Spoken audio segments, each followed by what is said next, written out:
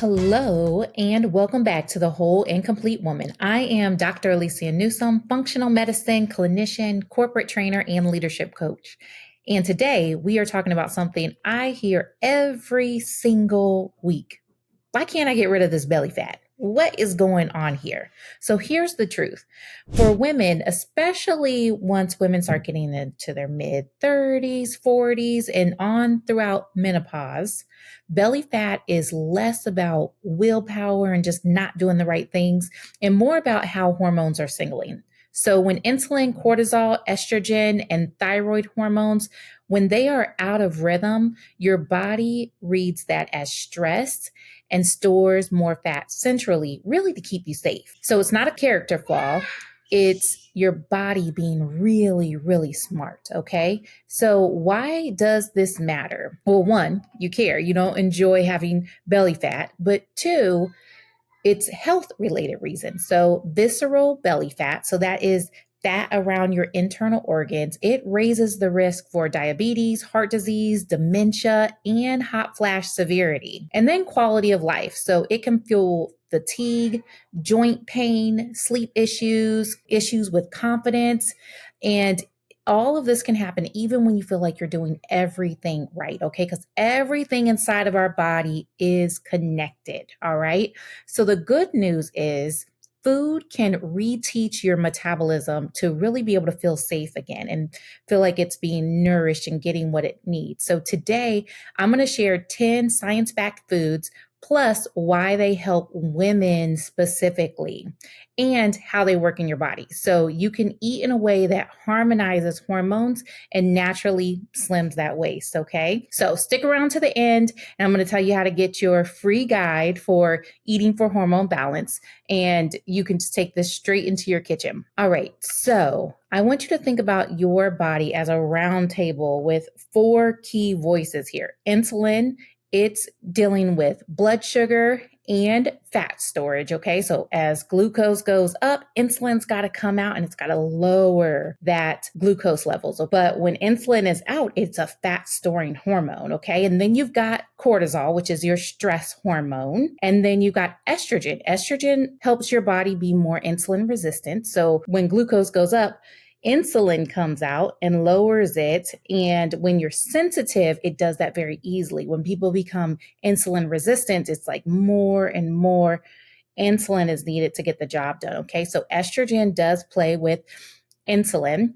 It's also important for growth, mood, and fat distribution. So that's why women will see as they're moving into perimenopause and the menopause, they'll see more fat distribution around the belly area. And then thyroid is very important for your metabolism, the speed of your metabolism. So when meals steady insulin, when they calm cortisol, when your liver is supported in being able to process estrogen, and really when your thyroid is supported by very important nutrients, your body stops hoarding all of this fat in the belly area and it really can start releasing.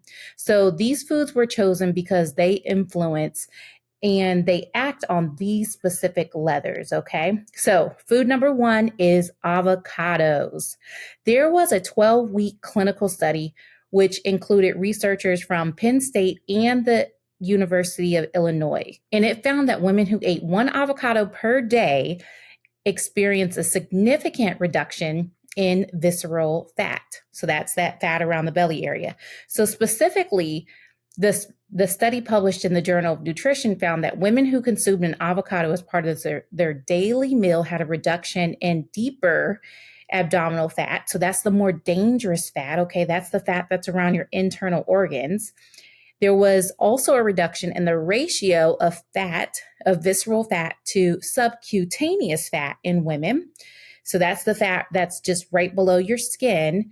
And that suggests there's also a beneficial redistribution of fat away from the organs, okay? Because we don't want a bunch of fat around our organs. It's very dangerous. And the other thing that was very interesting about this study is that men in the study, they didn't experience significant changes in their abdominal fat distribution when they were doing 1 daily avocado as well. So this means that fat distribution in their bodies, and the women's body literally shifted away from the danger zone. And this was different in comparing men and women. Avocados also do a lot to help support healthy cholesterol levels and estrogen production, which is especially important as we move through in menopause. Avocados have monounsaturated fat and they have fiber, and that helps your cells hear insulin. All right, so you've got your cells, and on the outside of all of those cells, there's different receptors. There's a receptor for vitamin D, there's a receptor for insulin, there's a receptor for thyroid hormone, all of those. So monounsaturated fats and fiber can help cells be able to hear. So basically that cell signaling, it improves it, which also reduces the store fat now signal that it's receiving. Okay. So the less insulin that you need, the less your body is in this fat storage mode. So one thing that you can start trying is you don't have to start with an avocado a day, but start with half an avocado. Eat some eggs with it, saute some greens in the morning. It's great to really start your day with what I call a savory breakfast. That is where you're not eating dessert for breakfast. So bagels and muffins and donuts and all of that, that's just dessert for breakfast. A savory breakfast will really help balance those blood sugar levels first thing in the morning. Okay. So you're able to stabilize that with good protein and good fats. All right. So let's move on to food number 2. That is salmon and other fatty fishes, because these help reduce inflammation. So chronic low-grade inflammation makes insulin a lot more bossy. Okay, that cell is inflamed. It's going to have a harder time communicating, and it also impacts cortisol as well. Both of these drive belly fat. So EPA plus DHA, omega-3s help lower inflammation and can improve that insulin action. So in midlife women, omega-3s are linked to better trunk fat is what they call it, but that belly fat outcomes and more fat use during exercise, meaning that you are able to burn more fat while exercising. And it works because it helps lower those inflammatory signals like TNF alpha and IL-6, and then it improves that cell membrane fluidity. So again, better insulin signaling. And then it also increases fat oxidation during workouts. So what you can do is start with 2 to 3 servings weekly. And one simple way to have salmon is just to have a sheet pan and you put some salmon on there. You can sprinkle some seasoning, squeeze some lemon, or if you want a different fatty fish, you could take some sardines, smash those up, put some Dijon with it, some capers, some flax crack, and just eat them with some flax crackers. Food number 3 is green tea. High stress raises cortisol, which preferentially stores belly fat, and catechins, EGCGs, what they are inside of green tea, and they support fat oxidation and can also have an impact on cortisol's ripple effect. Consuming a daily beverage with approximately 600 to 625 milligrams of green tea catechins over 12 weeks combined with regular exercise led to significantly greater reductions in total and abdominal fat and improved triglyceride levels compared to a control group. Other studies have shown that daily intake of around 690 milligrams of catechins for 12 weeks significantly reduced body weight, BMI, waist circumference, and total body fat mass. So I recommend trying 2 to 3 cups daily, brew it fresh, add lemon to help boost catechin stability. I literally have a mason jar that I fill up every single day with green tea and I drink it. Food number 4 is Greek yogurt. So this is an amazing probiotic, which is really important for your gut, and your gut is connected to your hormone balance. So your microbiome helps metabolize estrogens. This is called the estrobolome. What it does is it influences insulin and sends its safe messages to your nervous system. So this is how it works. Live cultures, Lactobacillus, bifidobacterium, they encourage short-chain fatty acids, which improve and help support better insulin sensitivity and lower inflammation. Protein supports satiety, so you stay fuller longer, and it also helps with that important thyroid conversion. You need protein and glucose to carry thyroid hormone along. There was a clinical trial that found that women who ate 200 grams of probiotic rich yogurt daily also had improved lipid profiles. So, this supported healthy cholesterol levels and reduced insulin resistance, which are very significant factors when it comes to cardiovascular disease. Specific findings compared to women who ate non probiotic yogurt or no yogurt also included significantly lower total cholesterol and LDL, the bad cholesterol. And tell me if you want me to make a video on cholesterol. There's a lot of myths out there about good versus bad and what you really need to be looking at. So go ahead and put in the comments if you want me to go ahead and make a video about that, and I will go ahead and do that. The study also showed reduced fasting insulin concentrations, lowered homeostasis, model assessment of insulin resistance. So for short, HOMO-IR, which can be tested in your blood. And this indicates better insulin sensitivity as well. So what you can try is just plain Greek yogurt. You don't want to get the kind that has a bunch of sugar and everything added into it. You're defeating the purpose there, but you can sweeten it up with your own berries and even add in some ground flax. If dairy is something that just doesn't love you back and it just doesn't sit right with your digestive tract, what you can do is you can choose a coconut milk yogurt with added cultures and also just add in some pea protein on the side. Food number 5, berries. So when we look at these beautiful fruits that are red and black and blue, those color compounds in berries, they help reduce inflammation and can improve insulin sensitivity. Some trials have shown higher fat oxidation during exercise after regular blueberry intake. So this is how it works.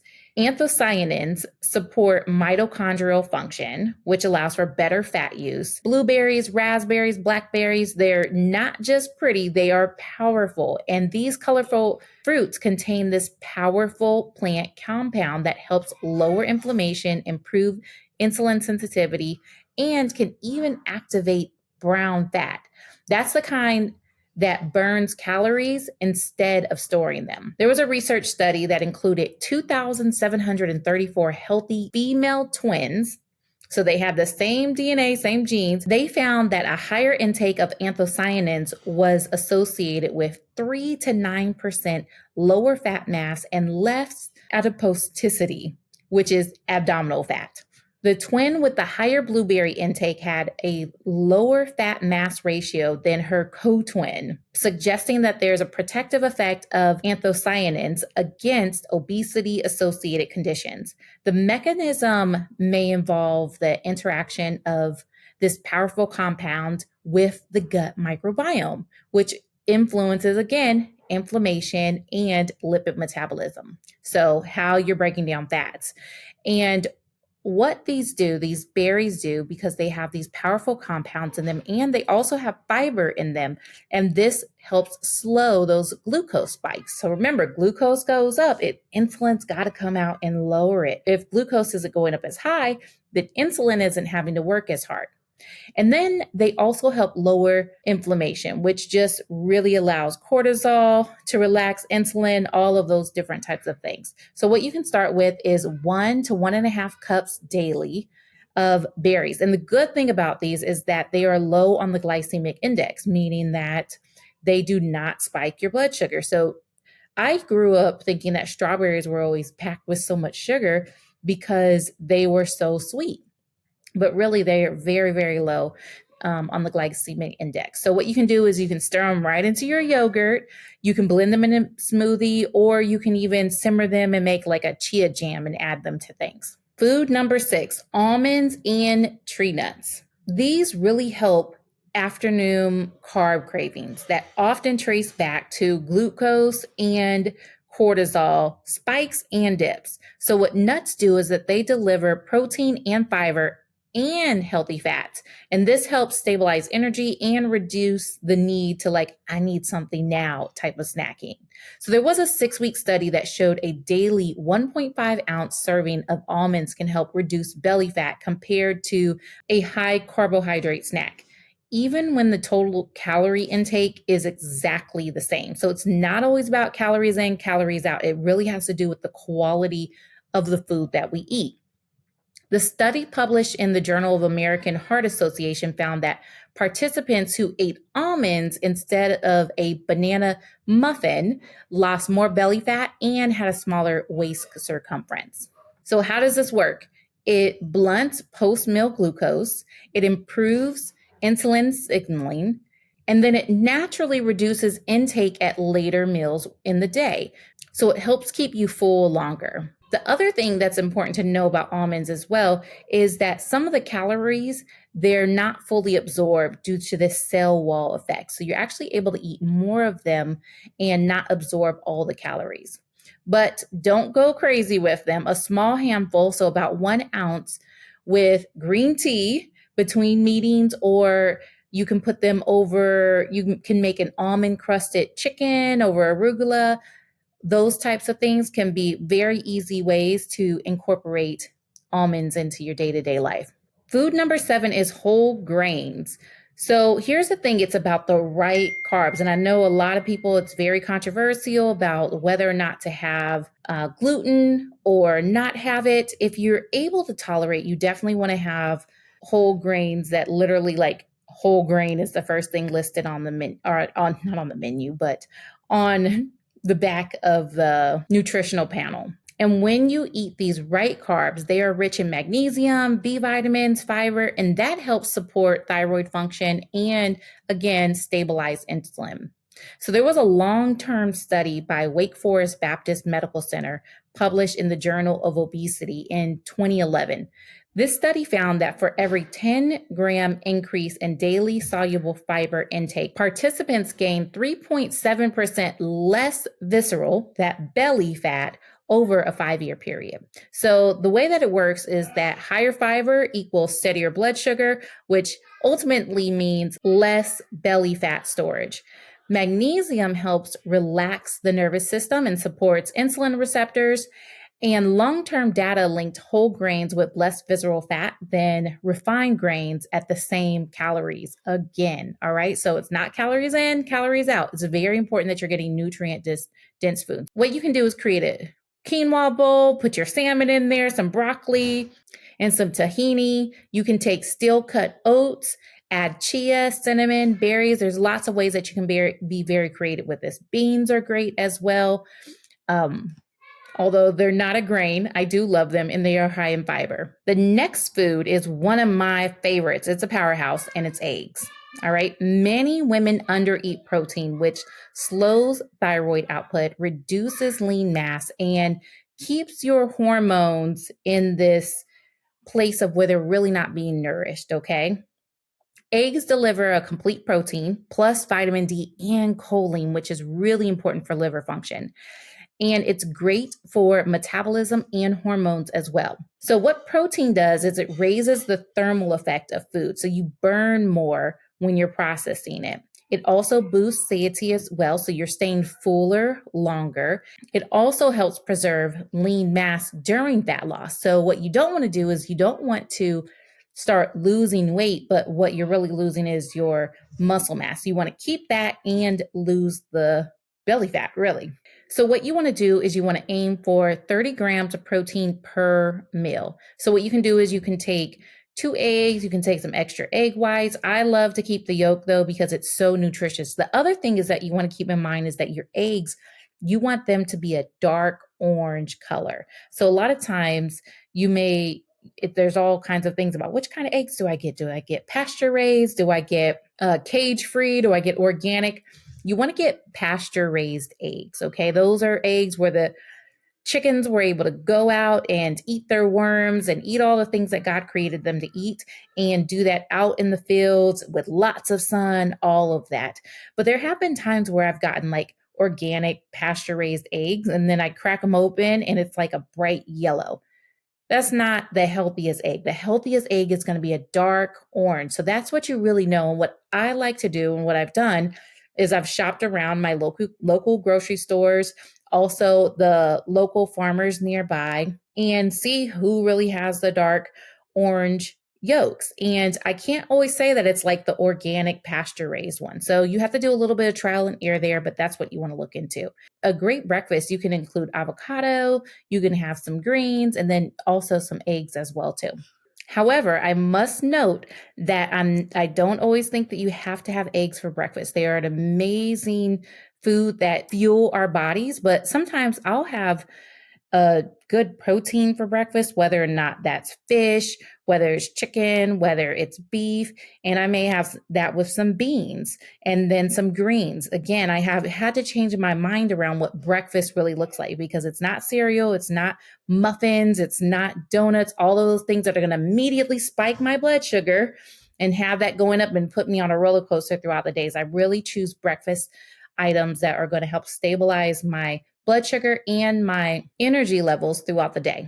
Food number 9 is broccoli, kale, and Brussels sprouts. Okay, so these are your cruciferous vegetables. Okay, and these are very important for estrogen metabolism and liver support. So when estrogen clearance happens, so what happens is that estrogen goes up and then it comes down. It's got to be able to leave the body. Okay, and the body also metabolizes it through the liver, and there's different pathways that are very important for liver detoxification. So the thing is that broccoli, Brussels sprouts, cauliflower, all of these different types of things, they help with the gut microbiome. They also help with liver detoxification. They are rich in glucosinolates, which provide sulforaphane and endo-3 carbinol. These compounds help support phase 1 and phase 2 liver detoxification. So your body goes through 3 phases of detoxification, phase 1, phase 2, and then phase 3 is when you're pooping everything out. So for those that have heard me talk before, it's very important that you are pooping regularly. All right. So what it does is it helps just nudge estrogen towards that more favorable metabolites. Okay. So less of what's called a 16-OH dominance or even 4-OH and more into the 2-OH pathway, which is the protective pathway for estrogen. The other great thing about these veggies is that they are high in magnesium, which supports cortisol. When you are stressed out, magnesium is one of the first vitamins that gets used up, okay? So they are rich in magnesium and, again, soluble fiber, which is linked to less visceral fat gain over time. So to use this practically, you can roast your broccoli or your Brussels sprouts and then drizzle them with olive oil, which is great as well. Add in some garlic, again, some lemon. For kale, you can just massage it with some EVOO, which is extra virgin olive oil. You can add in some apple cider vinegar. You can also add these to omelets or soups. So what you want to do is you want to aim for 1 to 2 cups of cruciferous vegetables, rotating the different varieties daily. So the thing is that if raw cruciferous bother your thyroid, then what you want to do is you'll want to lightly steam and ensure that adequate iodine and selenium are somewhere else in your diet as well. And then lastly, we have dark chocolate. All right. So oftentimes stress peaks at night for women. Sometimes it can peak all throughout the day or feel like it's happening all the time. But also cortisol and cravings tend to follow. So quality cacao has polyphenols in it, which can help support insulin sensitivity, vascular function, and mood chemistry. Okay. So hello, serotonin. We need that. And this helps cut the stress snack loop. So here's the thing is that cacao has flavonols, which may help temper cortisol's metabolic fallout that happens within the body.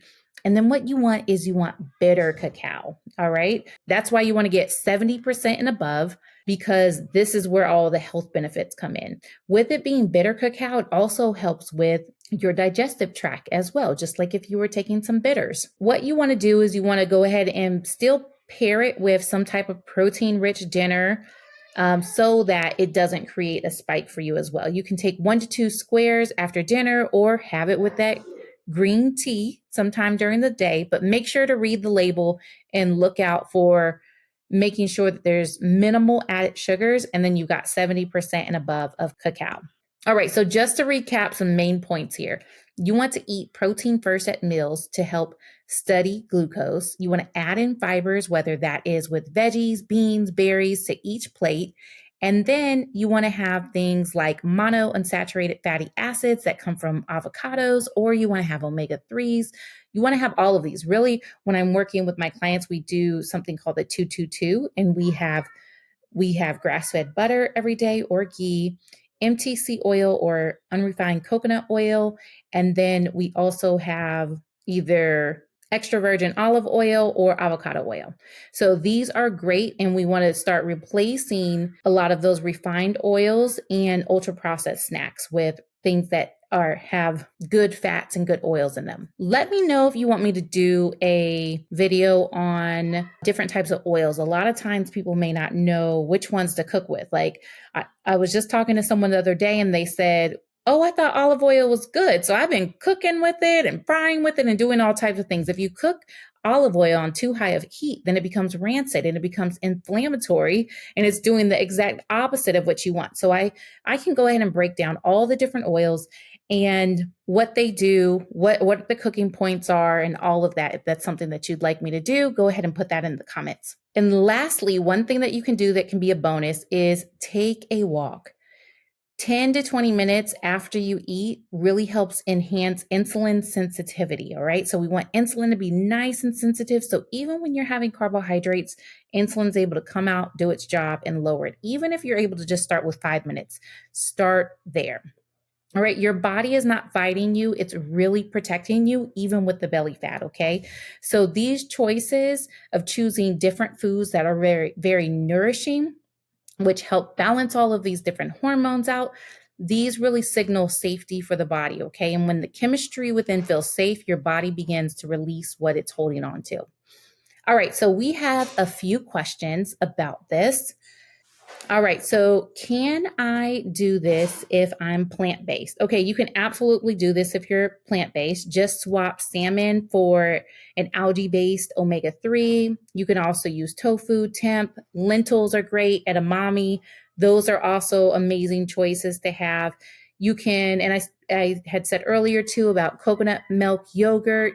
Just make sure that it has live cultures added to that, and then you can pair that with a scoop of pea protein powder to make sure that you're getting that protein in as well too. All right, next question is, what if cruciferous vegetables bloat me? All right, so for some people, cruciferous vegetables can be very bloating, and it could have to do with some things going on within your gut. You'll want to get checked out, meet with your functional medicine doctor, see what's going on there. And what you want to do in the meantime is start low and slow. So cook them well. And then you can also add in some other things that help with the digestive process, like ginger, fennel. Those are great. And digestive enzymes that have cellulase in them. Those can help you as you begin to increase fiber. And then next question is, how long until I notice changes? So many women feel steadier energy and cravings within the first week. Waist changes typically show up between 2 to 8 weeks with consistent eating, basic movement, and adequate sleep. Okay, so sleep is very important.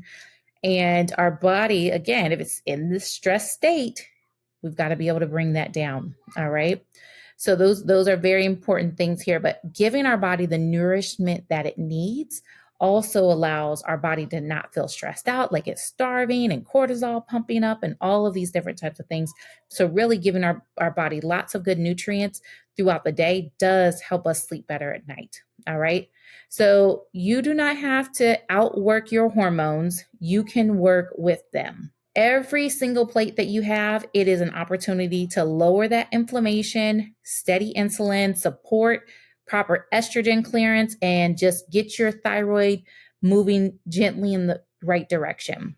So when you give your body the things that it needs, it responds with energy, mental clarity, and yes, a smaller waistline. All right. So if you want all of this mapped out, you can go ahead and grab my free guide. It is Eating for Hormone Balance. So it lists out all the foods that we have and just guide you right through the process. You can find that in the description or the show notes. And if this episode helped you, share it with a sister, a colleague, or a friend who is ready to feel powerful and healthy again. And if you haven't yet, subscribe and please leave a review. It helps other women find this message. Thank you.